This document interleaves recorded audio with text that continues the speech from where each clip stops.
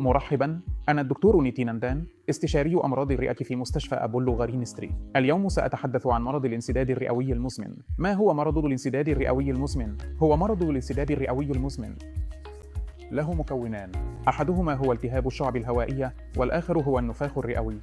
أولاً، سنرى مدى انتشار مرض الانسداد الرئوي المزمن. يقدر انتشار مرض الانسداد الرئوي المزمن بحوالي 7% على مستوى العالم. فكيف يظهر المرضى المصابون بالانسداد الرئوي المزمن؟ عادة ما يعاني المرضى المصابون بالانسداد الرئوي المزمن من سعال مزمن مع إنتاج قليل للبلغم.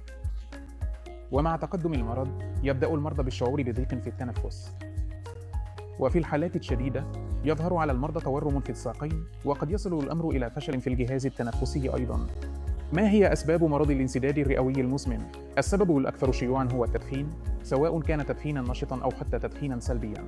هناك أيضاً حالات أخرى يمكن أن تجعل المريض أكثر عرضة للإصابة بالانسداد الرئوي المزمن، مثل التعرض المهني سواء كان ذلك لتلوث الهواء داخل الأماكن المغلقة أو خارجها، بالإضافة إلى الأمراض التنفسية المزمنة طويلة الأمد، بما في ذلك وجود طريف سابق للإصابة بالإسل.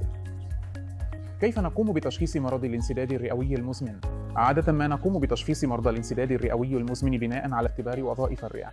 نسمي هذا الاختبار سبيرومتري، ونحتاج أيضاً إلى صورة أشعة سينية للصدر.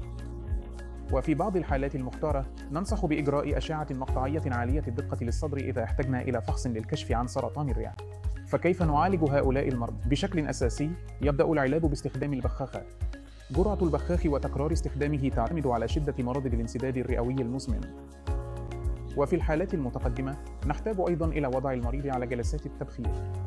وسنقوم بفحص المريض للكشف عن المضاعفات المصاحبة مثل فشل القلب، والحالات المرتبطة بمرض الانسداد الرئوي المزمن مثل انقطاع النفس أثناء النوم وهشاشة العظام والاكتئاب.